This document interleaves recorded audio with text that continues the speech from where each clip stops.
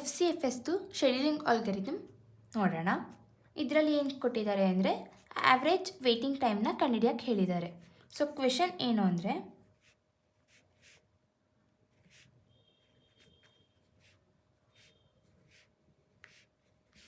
ಇಷ್ಟು question. Chart ಬರೆಯುವಾಗ first arrival time ನೋಡ್ಕೋಬೇಕು. ಅರೈವಲ್ ಟೈಮಲ್ಲಿ ಯಾವ್ದು ಕಡಿಮೆ ಇದೆ? 0. ಸೊ ಅದನ್ನು ಅರೈವಲ್ ಟೈಮಲ್ಲಿರೋದನ್ನು ವ್ಯಾಲ್ಯೂಸ್ನ ಯಾವಾಗಲೂ ಲೆಫ್ಟ್ ಸೈಡಲ್ಲಿ ಬರೀಬೇಕು. ಮಧ್ಯದಲ್ಲಿ ಅದರದ್ದು ಪ್ರೋಸೆಸ್, ಕರೆಸ್ಪಾಂಡಿಂಗ್ ಪ್ರೋಸೆಸ್ ಬರೀಬೇಕು. ಆಮೇಲೆ ರೈಟ್ ಸೈಡಲ್ಲಿ ಅದರದ್ದೇ ಕರೆಸ್ಪಾಂಡಿಂಗ್ ಬಸ್ ಟೈಮ್ನ ಬರೀಬೇಕು. That is 3.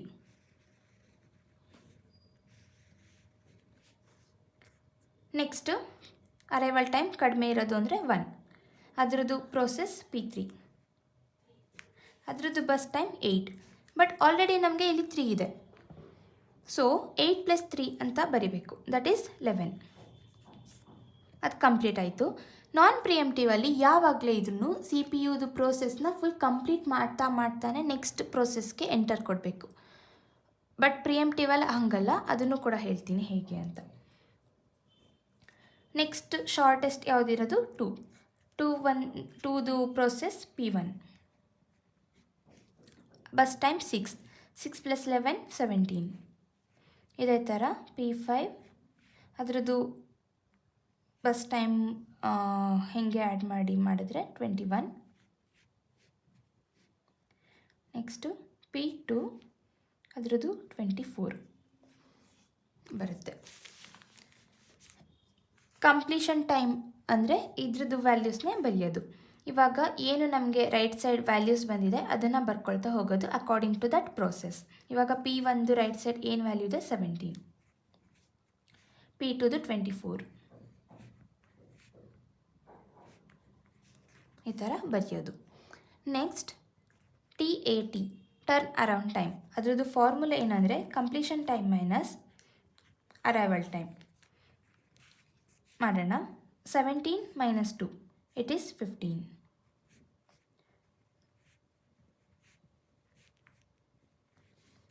24 - 5 19. ಆ ಥರ ಬರ್ಕೊಂಡು ಹೋಗೋದು. ನೆಕ್ಸ್ಟ್ ವೇಟಿಂಗ್ ಟೈಮ್ದು formula turn around time minus burst time. ಏನು ಸಿಕ್ಕಿದೆ TAT ಅದರದ್ದು -6 3 8 ಆ ಥರ. ಸೊ ಇವಾಗ 15 - 6 ಇಸ್ 9. 19 - 3 is 16. 10 - 8 is 2 ಆ ಥರ. ನೆಕ್ಸ್ಟು RT ಅಂದರೆ ರೆಸ್ಪಾನ್ಸ್ ಟೈಮ್.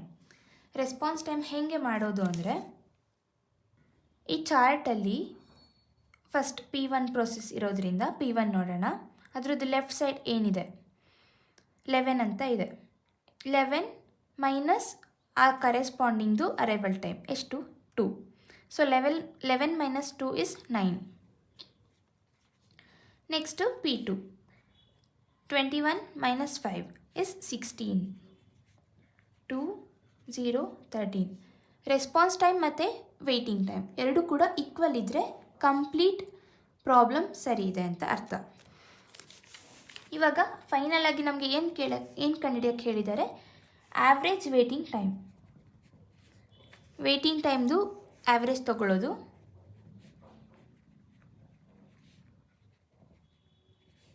ಡಿವೈಡ್ ಬೈ ಎಷ್ಟಿದೆ? 5. 40 ಸಿಗುತ್ತೆ ನಮಗೆ. 40 ಡಿವೈಡ್ ಬೈ 5 ಮಾಡಿ ಫೈನಲ್ ಆಗಿ ಆನ್ಸರ್ 8. ನೆಕ್ಸ್ಟ್ ಏನಾದರೂ ಅರೈವಲ್ ಟೈಮ್ ಸೇಮ್ ಇದ್ದರೆ ಏನು ಮಾಡೋದು? ಚಾರ್ಟ್ ಬರೆಯುವಾಗ ಫಸ್ಟ್ ನಾವು ಯಾವಾಗಲೇ ಇದ್ರೂ ಸ್ಟಾರ್ಟಿಂಗ್ ಪ್ರೋಸೆಸ್ಸಿಂದನೇ ಸ್ಟಾರ್ಟ್ ಮಾಡಬೇಕು. ಇದು ಆರ್ಡರಲ್ಲಿ ಕೊಡಲಿ ಅಥವಾ ಇನ್ ಆರ್ಡರಲ್ಲಿ ಇರಲಿ ಪ್ರೋಸೆಸ್, ಬಟ್ ಯಾವ್ದು ಸ್ಟಾರ್ಟ್ ಇದೆ ಅದೇ ಪ್ರೋಸೆಸ್ಸಿಂದ ಸ್ಟಾರ್ಟ್ ಮಾಡಬೇಕು. ಇವಾಗ ಕಡಿಮೆ ಯಾವುದಿದೆ? 0. ಅರೈವಲ್ ಟೈಮ್ 0 ಇರಬೇಕು ಮತ್ತು ಪ್ರೋಸೆಸ್ ಅದರದ್ದು ಸ್ಟಾರ್ಟಿಂಗಲ್ಲೇ ಇರಬೇಕು. ಇವಾಗ ಎಕ್ಸಾಂಪಲ್ 1 ಅಂತ ಇದೆ, ಬಟ್ ಇಲ್ಲಿ 2 ಕಡೆ ಇದೆ 1. ಯಾವ್ದು ತೊಗೊಳ್ಳೋದು? ಇದ್ರದ್ದು ಫಸ್ಟ್ ಪ್ರಿಯಾರಿಟಿಲಿ ಯಾವುದಿದೆ ಪ್ರೋಸೆಸ್ ಅದನ್ನೇ ತೊಗೊಳ್ಬೇಕು. ಇವಾಗ ಫಸ್ಟ್ 0 ಇದೆ, 0ನ ಬರ್ಕೊಳ್ಳೋಣ.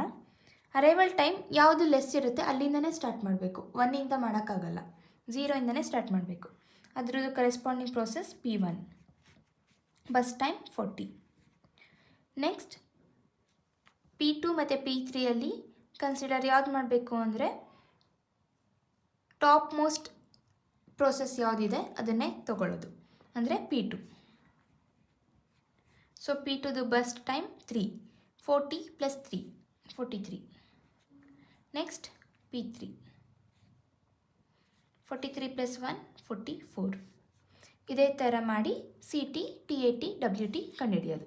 CT ಏನಿಲ್ಲ, 40, 43, 44. ಪ್ರೋಸೆಸ್ದು ರೈಟ್ ಸೈಡ್ ಏನು ವ್ಯಾಲ್ಯೂಸ್ ಬರ್ತಿದ್ದೀವಿ ಅದನ್ನು CTಗೆ ಬರ್ಕೊಳ್ಳೋದು, TATಗೆ ಫಾರ್ಮುಲಾ ಇದು, WTಗೆ ಫಾರ್ಮುಲಾ ಇದು ಕಂಡಿಡ್ಕೊಂಡು ಬರೆಯೋದು.